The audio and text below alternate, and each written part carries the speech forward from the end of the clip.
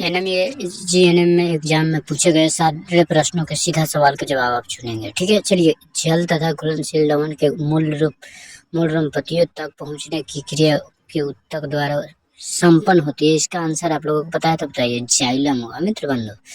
तो आप सबसे रिक्वेस्ट है कि एनएम जीएनएम की तैयारी करने वाले सभी विद्यार्थियों के लिए वेरी वेरी इंपॉर्टेंट क्वेश्चन लेकर आ चुके हैं। चलिए अगला प्रश्न क्या कर रहे हैं। पौधे में खाद्य पदार्थों का स्थानांतरण किस रूप में होता है। इसका आंसर आप लोगों को पता है तो बताइए।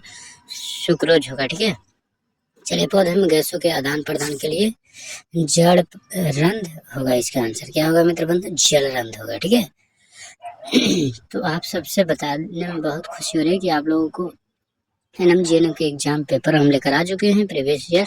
किस पाचक रस पे प्रभाव के अमाशय के दूध का साथ जम जाता है। इसका आंसर बताइए। रेनिन होगा मित्र बंधु। क्या होगा इसका उत्तर।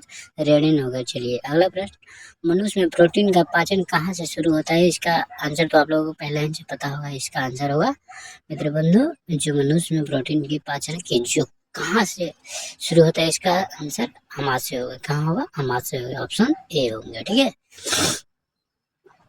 चलिए।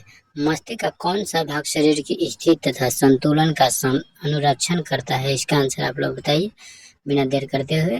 तो इसका अनुमस्तिष्क होगा। क्या होगा मित्र बंधु। ऑप्शन सी होंगे। ठीक है, चलिए अगला 31 नंबर प्रश्न देख लेते हैं। दो तंत्रिका कोशिकाओं के मध्य खाली स्थान को कहते हैं हम लोग क्या कहते हैं। इसका आंसर सिनेपस होगा। क्या होगा मित्र बंधु। सिनेपस होगा। तो आप सबसे रिक्वेस्ट है कि एनएम जीएनएम पूछे गए सीधा सवाल लेकर आ चुके हैं। इंसुलिन की कमी से कारण होता है। इसका आंसर क्या होगा। मधुमेह होगा। यानी आप एक से मिनट में कई सारे प्रश्न का जवाब ले सकते हैं। ग्वाइटर अथवा घेघा पनपता है किससे। तो आयोडीन की कमी से यानी नमक की कमी से पनपता है। चलिए फूल में नर प्रजनन अंग होता है। इसका आंसर क्या होगा मित्र बंधु। इसका आंसर होगा पुंकेसर। ऑप्शन ए होगा। ठीक है, भी इम्पोर्टेंट प्रश्न है। आप सभी इस प्रश्नों को याद कर ले। मानव में डायलिसिस थैली है। इसका आंसर क्या होगा। नेफ्रॉन होगा। क्या होगा मित्र बंधु। नेफ्रॉन होगा। चलिए 36 नंबर प्रश्न देख लेते हैं। डेंगू उत्पन्न करने वाले मच्छर किस तरह के जल के उत्पन्न होते हैं। इसका आंसर बताइए। शुद्ध जल में होंगे। कौन से जल में होंगे। शुद्ध जल में। चलिए इनमें से कौन फल पकाने के लिए उपयुक्त होते हैं। इसका आंसर क्या होगा। एथिलीन होगा। क्या होगा मित्र बंधु। एथिलीन होगा। तो आप लोगों से रिक्वेस्ट है कि अभी तक मेरे चैनल पर नया हो तो चैनल को प्लीज सब्सक्राइब कर दे, बेल आइकन को प्रेस कर दीजिए। अगला प्रश्न क्या करें। मस्तिष्क का कौन सा भाग हृदय संपादन तथा श्वसन गति के नियंत्रित करता है। तो इसका आंसर होगा मॉड्यूला। ऑप्शन बी होंगे। ठीक है, तो आप सबसे रिक्वेस्ट है कि चैनल को सब्सक्राइब नहीं किया तो चैनल को सब्सक्राइब कर दीजिए। हार्मोन स्रावित होता है।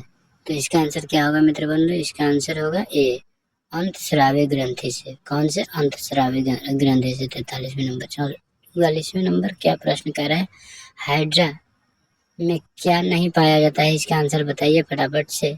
तो ऑप्शन ए होगा उसका। चलिए इसका आंसर देख लेते हैं। प्रतिवर्ती चाप कहाँ बनते हैं। इसका आंसर मेरु रज्जु होगा। ठीक है, ऑप्शन ए होगा मेरु रज्जु। चलिए मेरु रज्जु की रक्षा कौन करता है। इसका आंसर बताइए। केसुरुक दंड होगा। क्या होगा। केसुरुक दंड।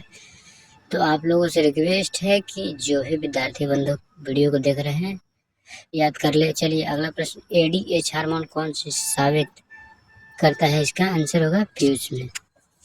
चलिए अगला प्रश्न 48 नंबर। थायराइड की ग्रंथि द्वारा थायरॉक्सिन हार्मोन के संश्लेषण में निम्नलिखित में से किसका होना आवश्यक है। इसका आंसर बताइए फटाफट से। आयोडीन की। चलिए अगला प्रश्न 50 नंबर प्रश्न क्या करा है। प्रकाश संश्लेषी अंगक है। इसका आंसर क्या होगा। हरित लवण होगा। चलिए तो ऑप्शन बी होंगे उसका। ठीक है, 50वें नंबर।